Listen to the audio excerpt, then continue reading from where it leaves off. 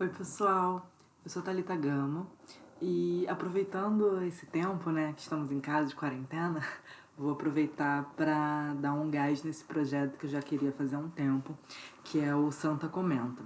Então eu vou comentar uma prova inteira e a de hoje vai ser da Prefeitura de Florianópolis, que foi do ano passado, 2019. Então eu vou comentar as questões da parte de biblioteconomia e aí quem estiver estudando para concurso vai poder utilizar essa aula que é gratuita para ajudar nos estudos, se inspirar. E eu acho que vai ser bem bacana. Então vamos lá. Como que você pode aproveitar essa aula? O ideal é que você primeiro faça essa prova antes de assistir a aula, para que você veja quais são as suas dúvidas e você tire as dúvidas conforme eu for explicando as questões aqui para vocês, tá bom? Separar um tempo, claro, para ver esse vídeo com calma. Estudar as referências das questões que eu vou colocar. Então, sempre que possível, eu tô colocando as referências de onde eu tô tirando as respostas e também tentando ver as referências que a própria banca utilizou para fazer a questão. Faça anotações e também faça resumos baseado na sua dificuldade, porque às vezes um assunto para você pode ser muito simples, mas outro pode ser mais complexo. Então, sempre faça os seus próprios resumos nos seus materiais, seja apostila, seja livros, baseado nas suas dificuldades, porque aí vai facilitar a sua vida. Então, vamos falar um pouco desse concurso.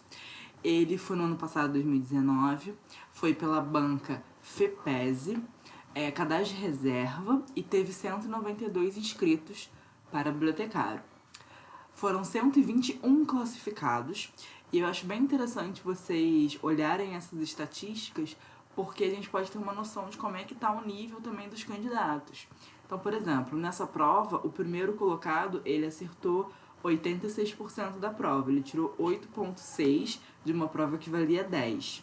E o último colocado tirou 5, que era o mínimo possível para ser considerado aprovado, porque aí também a gente tem uma diferença entre você ser aprovado e você ser convocado. Ser aprovado é quando você faz o mínimo que está no edital, né? Então, nesse caso era 5, mas para você ser convocado, aí o primeiro colocado tirou 8,6. Então, a gente tem que estudar para ir aumentando o nosso nível de acerto, para poder ficar mais próximo dos primeiros lugares e ter a possibilidade de ser convocado no concurso, certo? Então, vamos lá para a nossa primeira questão. Essa é a questão 31 da prova. Como eu comentei com vocês no começo, eu vou comentar todas as questões de biblioteconomia dessa prova, comentar os gabaritos, e aí eu recomendo que você faça a prova antes para ir acompanhando a minha explicação, tá bom? Então vamos lá. Essa primeira questão, ela é sobre a BNT. Perguntas de ABNT. Sempre recomendo os meus alunos estudarem pela própria norma. Por quê? A maioria das bancas é preguiçosa. E o que isso quer dizer? Que eles buscam os exemplos de lugares que os exemplos já estão prontos. Então, a própria ABNT, no geral, é uma fonte, é um recurso para ser o exemplo das questões. Então, estude a ABNT pela própria ABNT. Busque a norma, estude detalhadamente a norma, porque isso vai te dar um know-how ali para poder responder a maior parte das questões. Mas vamos à nossa questão de fato. Eles estão dando uma referência. Atenção, porque eles já estão usando a BNT 6023 atualizada de 2018, que teve algumas mudanças, certo? Então aqui eles estão querendo saber do que se refere essa referência. Se é uma monografia no todo, se é uma parte de monografia, se é parte de evento em monografia, parte de monografia em e-mail eletrônico ou um artigo de publicação eletrônica. Primeira coisa, o que é uma monografia? Muitas pessoas podem pensar assim, monografia que a gente entrega no final do curso da graduação? Não. Para a BNT, monografia é todo tipo de documento que tenha mais de 50 páginas, né? Que não seja um folheto. Então, a monografia ela pode ser um livro, ela pode ser qualquer material que tenha mais do que essas páginas. Então, quando a gente está falando monografia no todo, a gente está falando de um livro no todo, no geral, tá bom? Essa referência, ela começa com o nome da autora, né? Clarice Monteiro Scott, perfeito. Falando o ambiente de aprendizagem na biblioteca, interação e comunicação. Observe que a gente tem esse in. Esse in significa dentro de. Então, sempre que vocês quiserem acertar uma questão desse tipo, lembre-se de ler a referência para vocês entenderem do que se trata. Então, o que essa referência está mostrando pra gente? Que o capítulo da Clarice, ele está dentro do livro da Lisandra. Então, o que isso quer dizer? Que essa referência é parte de uma monografia, certo? Então, você está referenciando o capítulo daquele livro. Poderia ser um capítulo em meio eletrônico, porém, não é. Se vocês observarem lá no final da referência, ele termina com a paginação. E é sempre necessário colocar a paginação quando a gente está falando de parte de monografia. Porque você vai ter que definir da onde do livro, né, da monografia no todo, você tirou aquele capítulo. Se fosse em meio eletrônico, ia ter que ter o disponível em, acesso em. Então, sabendo desses detalhes da norma, fica fácil de a gente chegar no gabarito dessa questão, que é a letra B de bola. Então, se a gente for lá na BNT, na 6023 de 2018, a gente vai ter no item 7.3, falando que a parte de monografia, né, inclui a seção, capítulo, volume, fragmento, outras partes da obra e o próprio título. Aí eu quero destacar que essa norma de 2018, ela adicionou a expressão separata de, porque antigamente a gente só poderia usar o in, que é conforme está aí no nosso exemplo. Mas essa nova norma, ela autorizou também o uso do separata de, que está aqui em vermelhinho. Então, você vai ter duas opções para poder fazer essa referência de forma correta. Perfeito? Vamos passar para a próxima questão. Essa 32 está falando sobre o ACR2. Então, está falando que, segundo o ACR2, sobre os pontos de acesso na catalogação de recursos informacionais. Então, ele vai dar algumas questões para a gente vai ter que marcar o correto relacionado a pontos de acesso. Outra dica, no geral, leia com muita atenção as questões. Interpretação do texto faz a gente acertar muitas questões, tá? Não seja afoito ou ansioso para responder. Tenta ler com calma para você entender realmente o que a banca está querendo de você. Então, nessa questão, eles querem saber sobre pontos de acesso. Aí temos aí a opção A. Pontos de acesso é um nome, termo, código ou etc., sobre o qual pode ser procurado e identificado um registro bibliográfico. Correto, certo? Mas vamos ver as outras questões. Opção B. Ponto de acesso principal para coletâneas de obras por diferentes pessoas ou entidades é o seu organizador. Na verdade, o ponto de acesso principal para coletânea de obras por diferentes pessoas ou entidades é o seu título, tá, gente? Então, a letra B está incorreta. A letra C, ele está usando uma citação da MEI sobre catálogo externo. E aí, observem que não é o que a banca está te perguntando. Eles estão te perguntando sobre pontos de acesso. Então, a gente também já pode eliminar a letra C. A letra D está falando os pontos de acesso principais são todos os demais pontos de acesso, além do ponto de acesso secundário. Meio confuso essa letra D, né? Na verdade, se a gente for ver a definição lá no ACR2, o ponto de acesso principal é sempre o autor, seja ele um autor pessoal ou um autor uma entidade. Se não for possível, você vai colocar como ponto de acesso o título, tá bom? E a letra E está falando que se um recurso informacional, a responsabilidade for compartilhada por 3 pessoas ou entidade, esse ponto de acesso deve ser, o ponto de acesso principal deve ser pelo título. Está incorreta. Porque, na verdade, se você tiver um recurso com a responsabilidade de até 3 pessoas, você vai colocar o nome das 3 pessoas. Porém, se forem mais de 3 pessoas, você vai colocar o primeiro citado e fazer uma entrada secundária para os outros autores, correto? Então, a letra E também está errada. Chegando ao nosso gabarito, que era realmente a letra A, e aí eu trouxe para vocês que o conceito, o gabarito, ele veio do glossário do ACR2. Muitas questões de concurso relacionadas à catalogação, muitas vezes não são exatamente para você saber catalogar ou a aplicação da catalogação. Muitas bancas, elas só querem que você saiba conceitos. Então eu recomendo bastante o estudo através do glossário que vem no próprio ACR2, ok?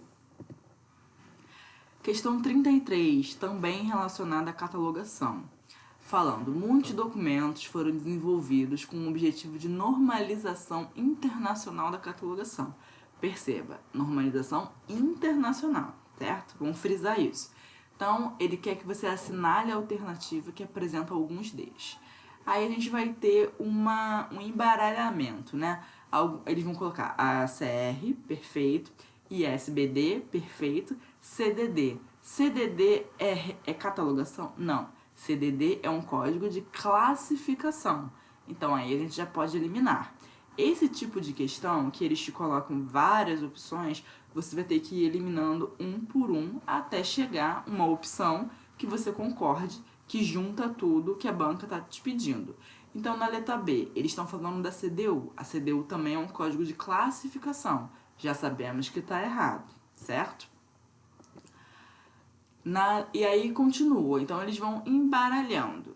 A gente tem no nosso gabarito aqui a letra C de casa. Deixa eu até voltar aqui pra gente ver. Que é a Declaração dos Princípios Internacionais de Catalogação, o Código de Catalogação, que é o ACR2, e a Descrição Bibliográfica Internacional.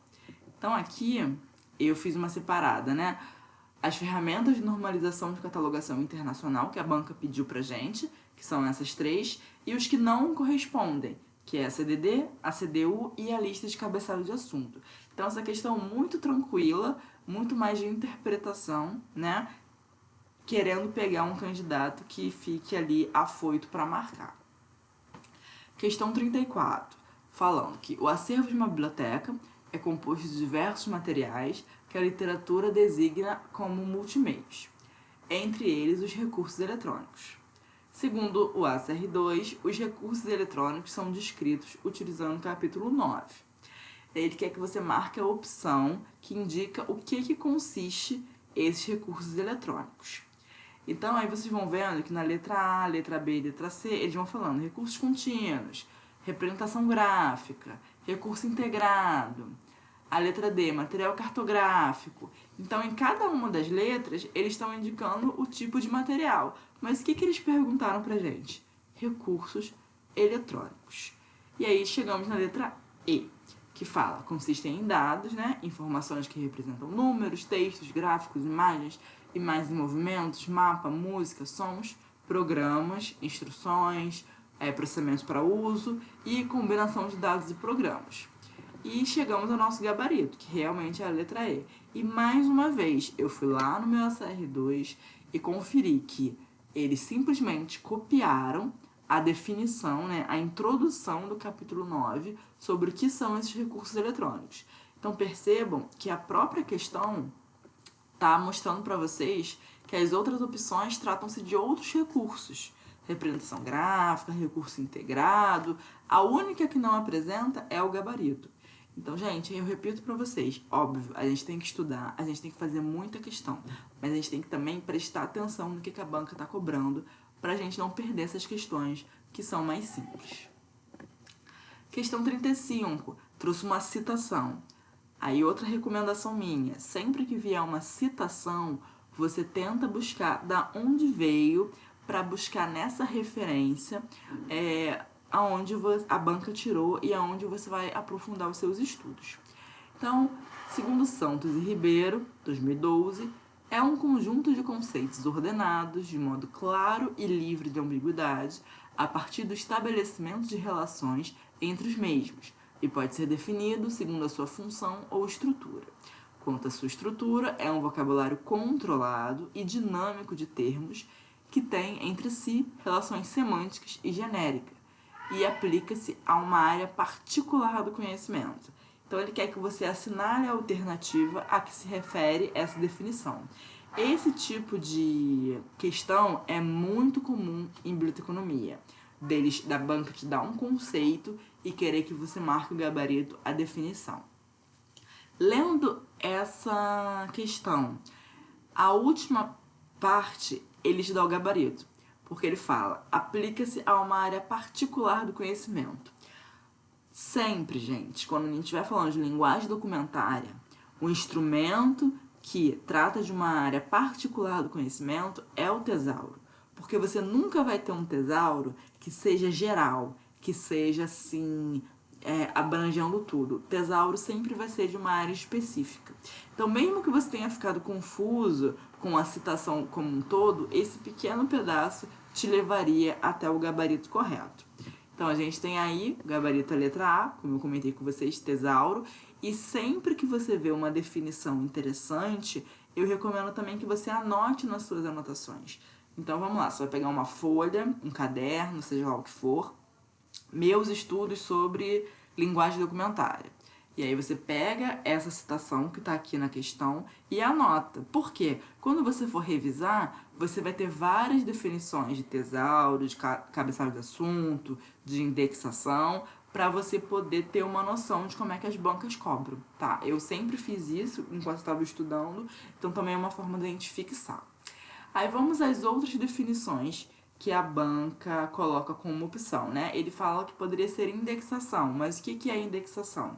A representação do conteúdo temático do documento por meio de elementos de uma linguagem documentária ou de termos extraídos do próprio documento, diferente, né, do enunciado que eles colocaram, que é o tesauro. Aí também temos a definição de cabeçalho de assunto, palavra ou frase indicada para representar o conteúdo de um documento. Sistema de classificação é um plano para o arranjo de documentos com princípios pré-determinados.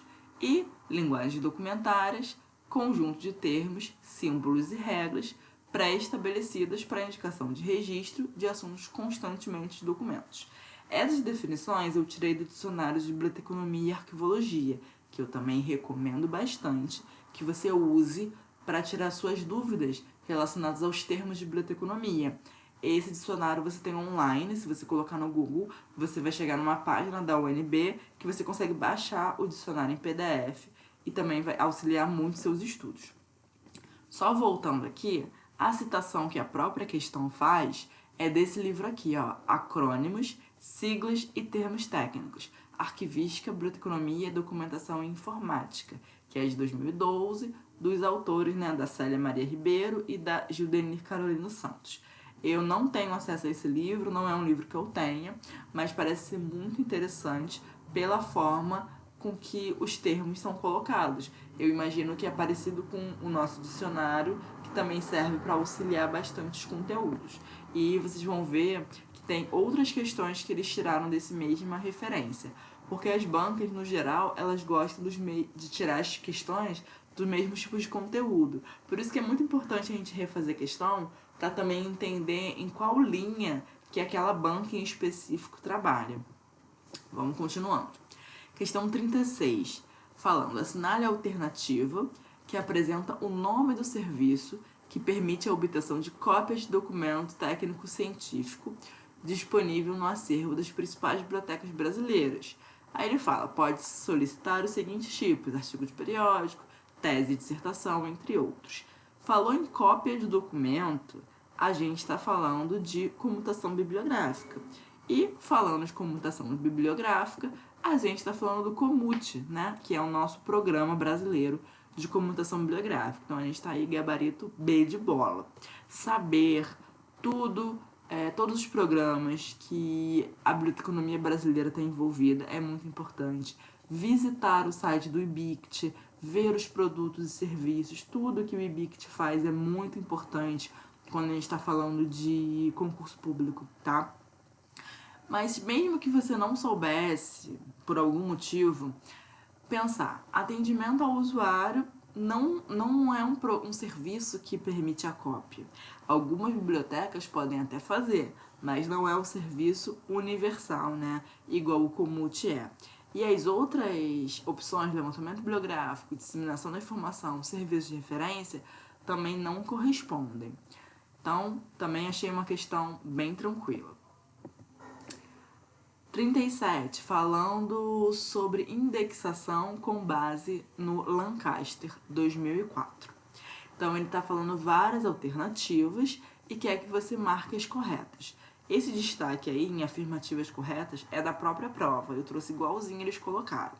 Porque é muito importante você prestar atenção no que a questão está te pedindo. Se é a questão certa, se é a questão errada, se é a única certa, se é a mais correta. Então, assim, prestar atenção nos comandos da questão como um todo, ok? Então, vamos lá. Primeira, tradução é a primeira etapa da indexação de assuntos, que envolve a conversão da análise conceitual num determinado conjunto de termos. Tá incorreto, né? Porque primeiro você vai analisar o seu documento e depois você vai traduzir. Então, a tradução ela é a segunda etapa da indexação, segundo Lancaster. Então, a primeira está incorreta. Vocabulário controlado é essencialmente uma lista de termos não autorizados. Também está errada. Por quê? O vocabulário controlado é o oposto. Ele essencialmente é uma lista de termos que estão autorizados, tá? Terceiro, a indexação exaustiva implica o emprego de termos em um número suficiente para abranger o conteúdo temático do documento de modo bastante completo. Correto. 4. Especificidade é o princípio segundo o qual um tópico deve ser indexado sobre o termo mais específico e que o abranja completamente. Corretíssimo. 5. Indexação de assuntos e redação de resumos são atividades intimamente relacionadas, pois representam a preparação de uma boa representação do conteúdo temático dos documentos. Correto também. Sendo assim, a gente vai chegar nas nossas opções, né? Eu acredito que é a letra D de dado, que é 3, 4 e 5, conforme a gente viu. Então, temos aí o que eu comentei com vocês. Na letra A tá o oposto, né? Que a tradução é o segundo. E na letra B também é o oposto, porque o vocabulário controlado é uma lista de termos autorizados. Então, gente, sempre com calma, sempre lendo as opções. Se tiver dúvida, para pensar um pouquinho, mas sem atropelar as coisas. Nossa próxima questão, 38. Com a diversificação dos suportes de informação e com a possibilidade de armazenamento digital de dados, os bibliotecários precisam tomar decisões de incorporá-los ao acervo e disponibilizá-los aos seus usuários. Então, aí o Vergueiro afirma que na seleção de documentos eletrônicos é necessário considerar alguns aspectos. Então, aí percebam, eles já estão te dando uma referência, que é Vergueiro 2010, que é um livro que eu recomendo muito que vocês estudem. E que ele está falando de documentos eletrônicos. Então, vamos ver aqui da onde eles tiraram isso. Lá na página 43, o Vergueiro escreve: na seleção de documentos eletrônicos, considera-se aspectos de conteúdo, acesso, suporte e custo. As considerações sobre conteúdo são iguais às feitas sobre documentos impressos, na medida em que sua inclusão se justifica com base nos objetivos da biblioteca e no interesse dos usuários. Então, vocês podem ver que é mais uma questão de copia e cola, né, da banca, e aí vamos chegar no gabarito, que é a letra A, conteúdo, acesso, suporte e custo. Próxima questão, falando, assinale a alternativa que apresenta o nome do serviço, que é uma opção para sanar a falta de seleção de algum material para compor o acervo. Ou seja, uma biblioteca pode solicitar material emprestado para outra biblioteca, para atender a necessidade de algum usuário. Se você está falando de pegar livros em outra biblioteca, qual é o nosso gabarito? Empréstimo entre bibliotecas. Letra B de bola, né? Muito tranquilo. Questão 40. Falando, define o que a biblioteca quer fazer e como fazer para alcançar os objetivos visados por meio de ações incutidas em algum método, plano. Deve ser feito para conhecer e melhorar os pontos fortes, eliminar os pontos fracos, usufruir das oportunidades externas, evitar ou neutralizar as ameaças externas. Então, ele quer que você dê o nome desse processo. Então, mais uma questão em que eles te dão, né, o conceito e querem que você marque do que aquilo trata. O gabarito dessa questão é a letra E, que é o planejamento. Essa é a definição. Então, anota aí no seu caderninho a definição de planejamento dessa questão. E as outras opções eu vou contar aqui para você. Direção, controle, existe, né, a administração básica, a administração clássica, que a biblioteconomia também se apropria. Então, a gente tem que direção é quando você vai dar um norte para os objetivos, né? A direção ela é responsável por interpretar o que foi feito no planejamento como um todo e a instrução das equipes de como colocar em prática o que foi estabelecido. Então, a função da direção é você garantir que tudo seja executado conforme planejado, sem perder o foco. Então, você fez um grande planejamento na sua biblioteca. A função de direção é, mesmo depois de todo mundo já saber o que tem que fazer, de você ficar ali controlando, né, para que todo mundo mantenha o foco nos objetivos.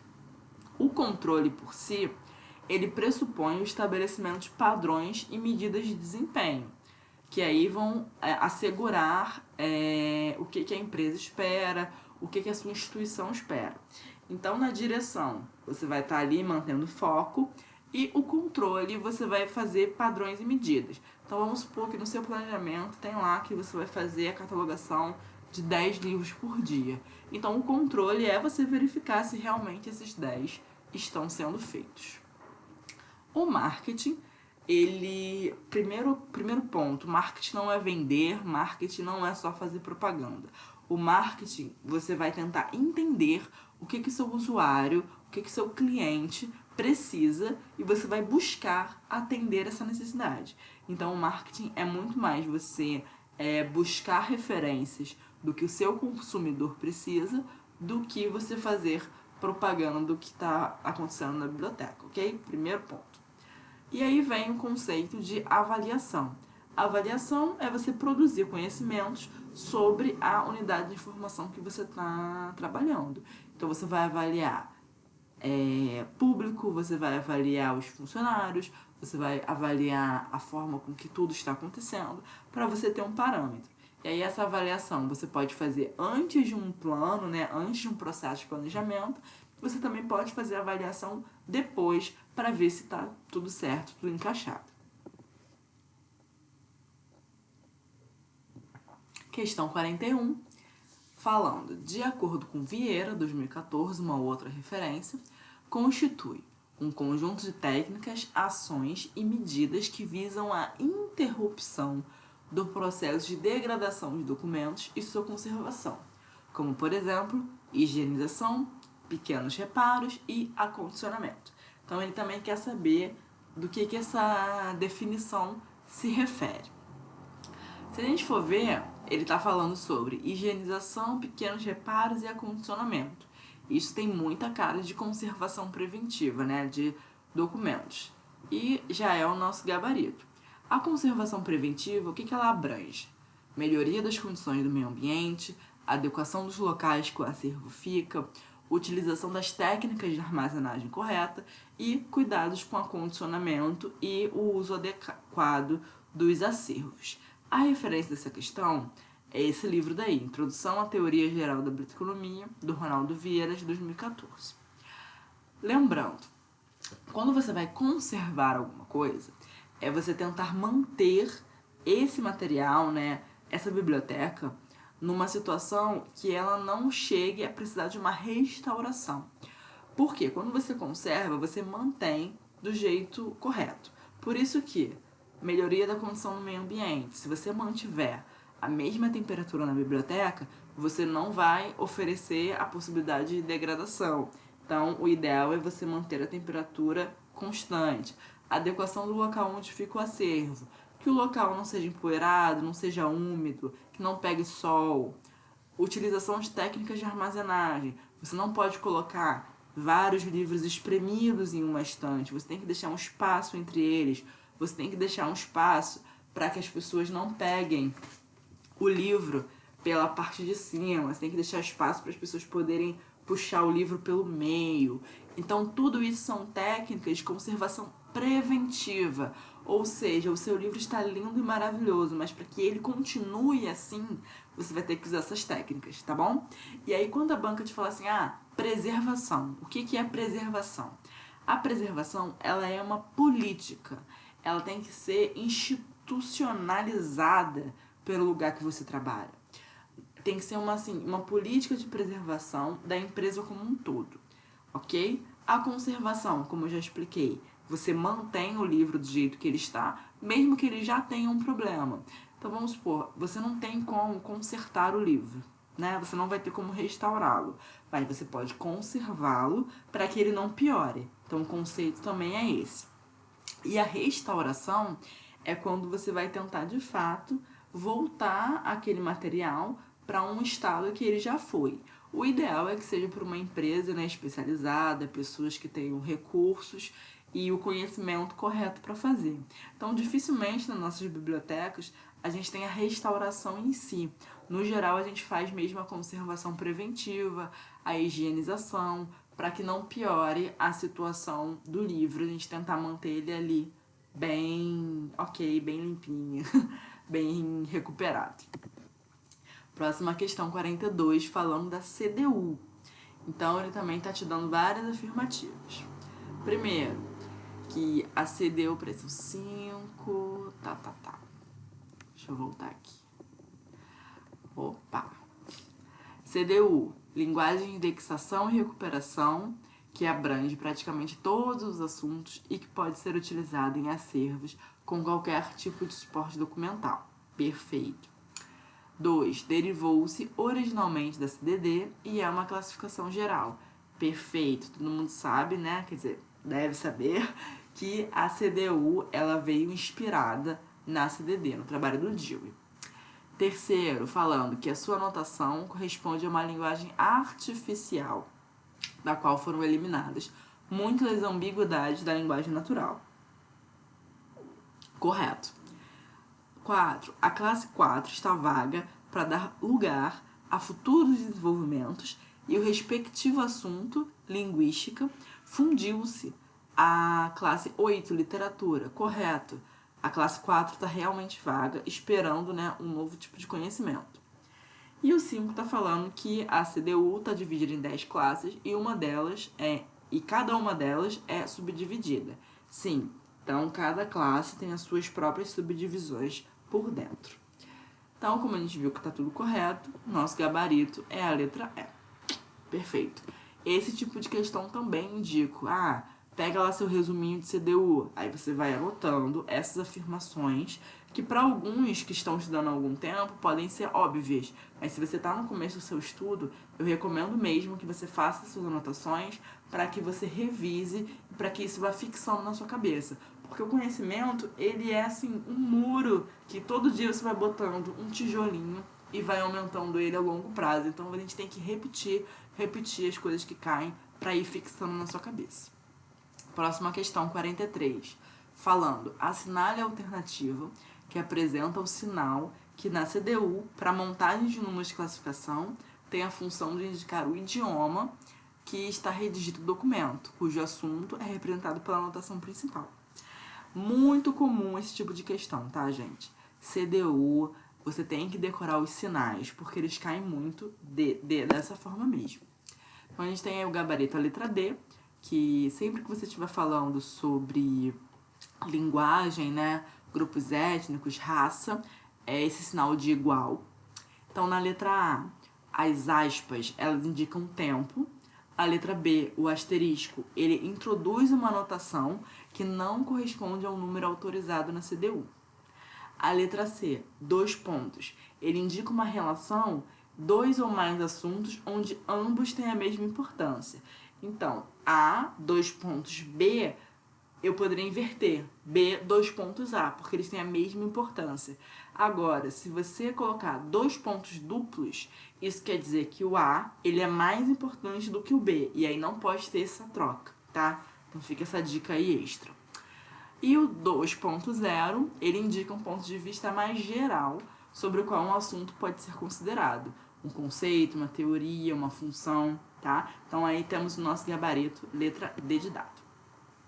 44, falando também, dando uma referência sobre Santos e Ribeiro, que é aquela mesma referência que eu comentei com vocês, que é um instrumento de pesquisa elaborado segundo um critério temático, cronológico, onomástico ou geográfico, que inclui todos os documentos pertencentes a uma ou mais coleções ou fundos, descritos de forma sumária ou pormenorizada.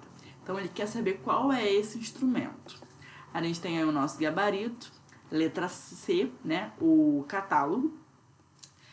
E eu vou trazer para vocês as outras definições. O que seria um guia?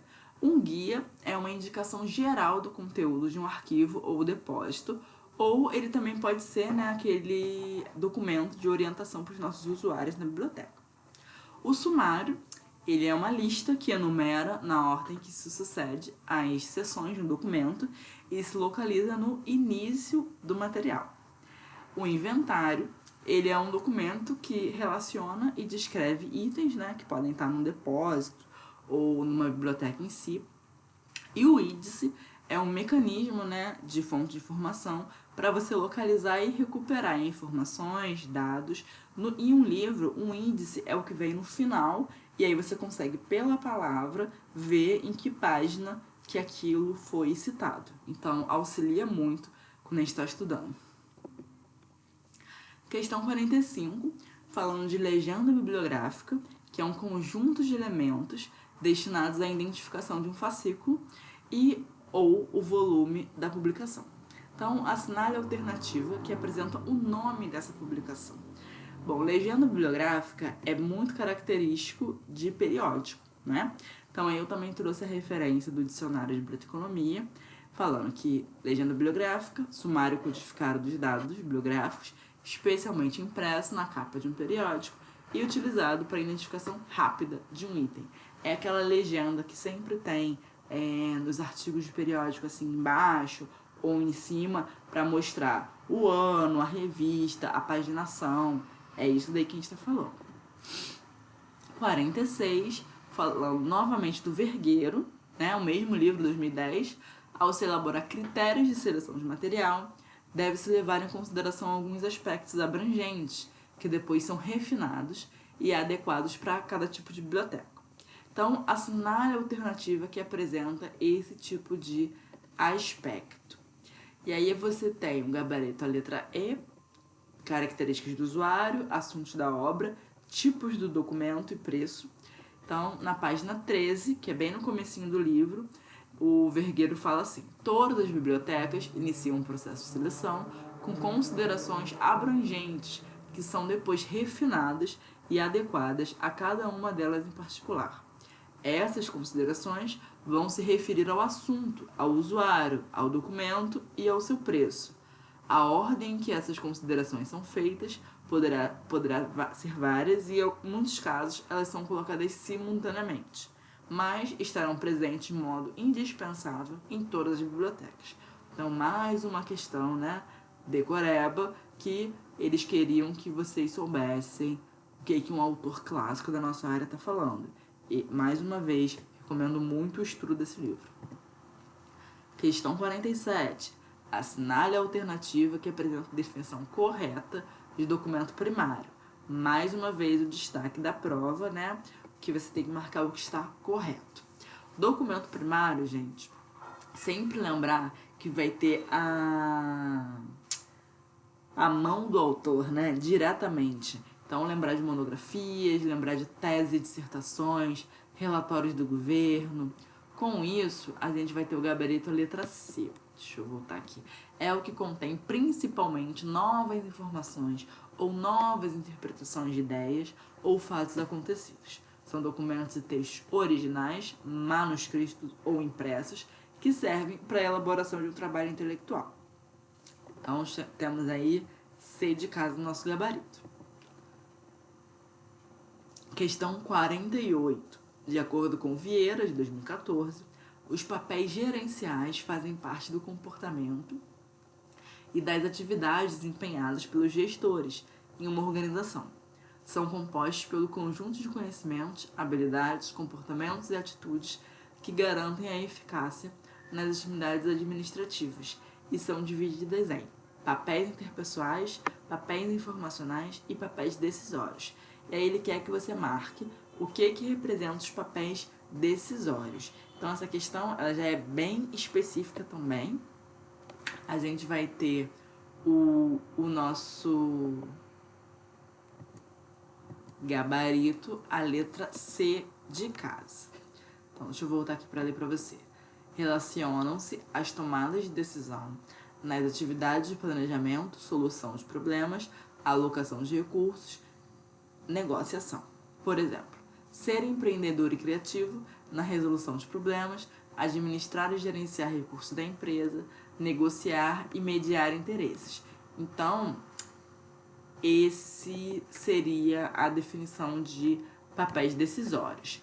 Aí eu fui lá no livro para conferir, nesse do Introdução à Teoria, e a opção A, na verdade, ele está falando dos papéis interpessoais, e a opção B, os informacionais. Então, perceba-se, a B e a C estavam corretas, mas eles perguntaram especificadamente sobre a letra C, tá? Então, acontece muito isso em concurso. Eles colocarem opções que estão corretas, só que não é o que eles perguntaram. Desculpa, beber água. Então, por isso, é preciso prestar muita atenção. Questão 49.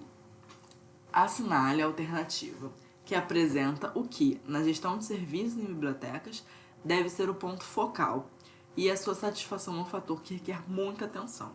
Gente, o que é o ponto focal nas bibliotecas? O usuário, né? Então, essa questão aí não era nem para pensar duas vezes. Gabarito, letra A. Última questão da prova. Vamos lá. Analise as afirmativas abaixo, baseado em Cunha, Amaral e Dantas, sobre estudos de usuário. Então, aí a gente vai ter essa referência do livro, deixa eu mostrar aqui para vocês, é de 2015, que é do Murilo Bastos da Cunha e da Sueli Amaral. Esse livro, ele é muito bacana, Manual de Estudos de Usuário da Informação. Eu recomendo mesmo para vocês. Mas vamos lá ler as opções. Podem ser concebidos como instrumentos de planejamento e gestão, considerando a prestação de serviços de informação da organização e que estão vinculados aos usuários. E aí ele está falando de estudos de usuários, perfeito.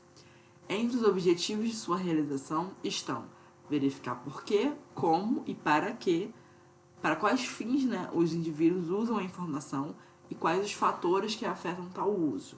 Correto? Os usuários em potencial é aquele com o qual a unidade de informação já estabeleceu contato e utiliza os seus serviços e produtos, ou seja, é o usuário ativo. Esse está incorreto. Por quê? Um usuário em potencial é aquele que ainda não está usando seus serviços. É aquele que poderia, mas ainda não chegou, né?